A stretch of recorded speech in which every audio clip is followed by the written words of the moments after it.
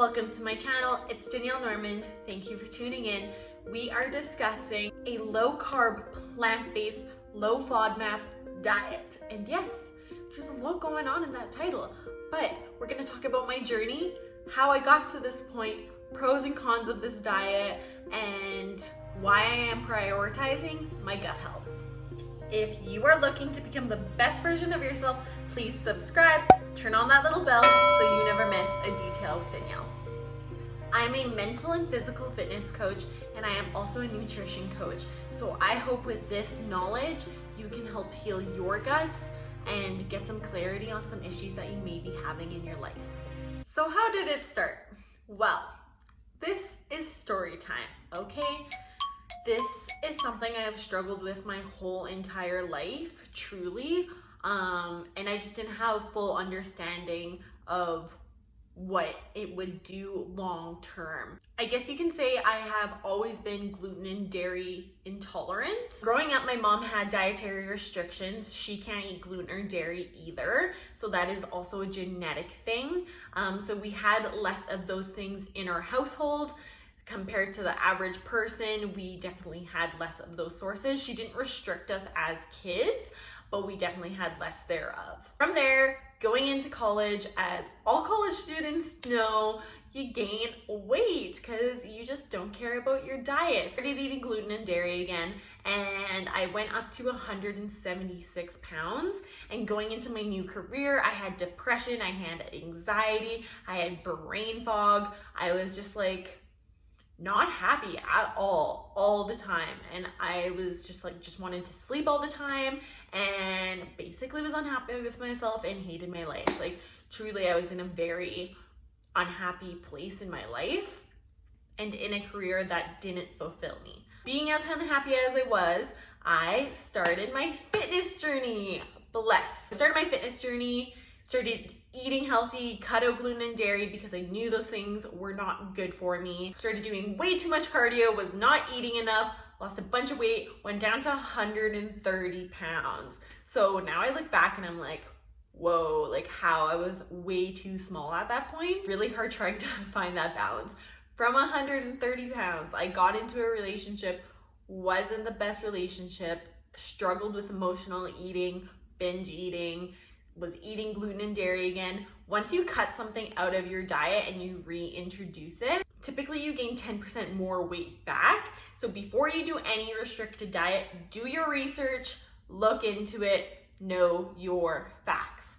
So from 130 pounds, I went up to 184 pounds. All right. So that was over like a 2-year term. So my heaviest was 184 and I'm currently 143. So it comes down to consistency and the current diet I'm doing now. I made the non-negotiable commitment to myself, no gluten and dairy. So it's been just about a year now of that being consistent, like 9 months. 9 months of consistent, no gluten or dairy. And I was still struggling. Probably like 2 months ago now, already being in a restrictive diet, no gluten and dairy, I was cramping, I was bloating, I was like, what the heck? Like, I'm already so restricted, it can't be my diet. So I thought it was my IUD or something along those lines. So I went to the doctor like 5 times, couldn't figure it out, and I was a little bit angry. Like I was like, I'm in pain all the time, I'm low energy, my mental state is weird, like I'm very in tune with my body, I do meditation, like what is wrong? Then the one morning, my brother was cutting up apples and I literally had 2 slices of an apple, okay? It was first thing in the morning, first thing I ate, 2 slices of an apple, and I was like pregnant, bloated, and in excruciating cramping pain, okay? Like to the point where I wanted to, I did cry. I cried multiple times. I was in a lot of pain. I was triggered. I was like, I'm gonna figure this out. So your girl started researching, okay? I did a lot of research. So figured out I have IBS and probably small intestinal bacteria overgrowth because I was reacting to everything, okay? So I did my research and the low FODMAP diet seemed to be the answer.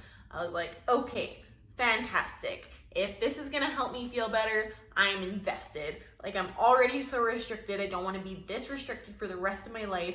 Like, let's make the difference now. Committed to the low FODMAP diet, and the difference was night and day. As soon as I started the low FODMAP diet, within a few days, I was seeing huge benefits. I was pain-free for the first time in months, and I felt energetic again, and I just felt like myself. So I was like, okay, well, obviously this is helping. I've been sticking to that and playing around with it. I'm going to make this a series, so stay tuned for recipes, and then I'm gonna do a full video on specific in exactly the low FODMAP diet and all the sciencey stuff behind all of that.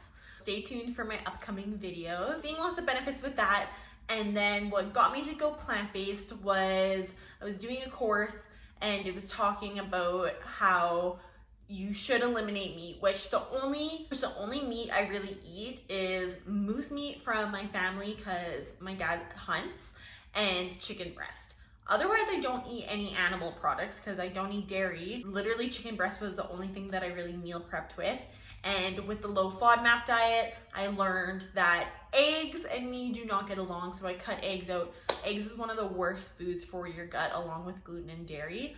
So that was a game changer. I've done plant-based before, but this time I really wanted to commit. Just about a month now of full plant-based diet, and I feel freaking fantastic. Okay, I hated meal prepping chicken because it grossed me out, so tofu is way better. The only struggle really with plant-based diet is also not being able to have gluten.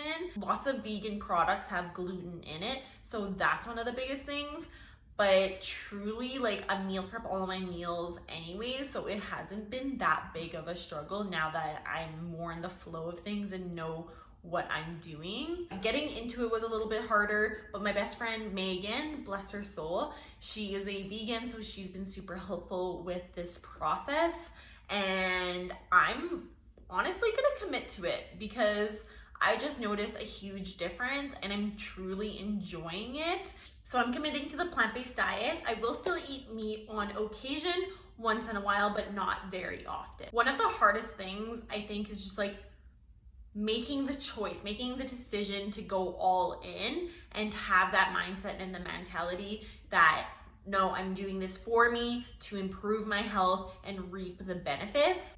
The amount of difference that it has made in my energy and my mindset is huge. I was struggling a lot with my mental health, and as soon as I made this switch, that was the first thing I noticed was my mental health. If you struggle with brain fog, focus, I definitely suggest looking at your diet and seeing what things you can change. One of the biggest struggles is people criticizing you for being plant-based. Like, okay, yeah, criticize me for being a healthier version of myself.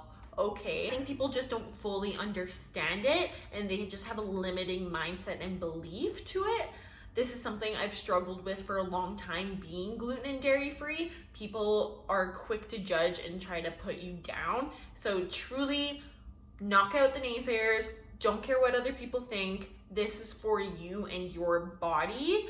Try to be a role model. Show people how much better you feel, how much better you look being on a plant-based diet. Lead by example.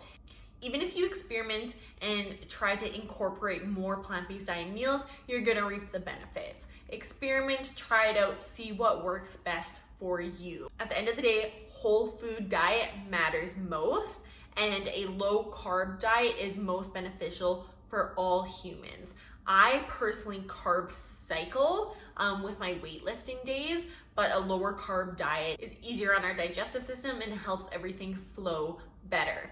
That leads us into regular movement. Yes, I'm talking about it. It's very important to your digestive system, matters. And my girls who struggle with IBS, you know the struggle.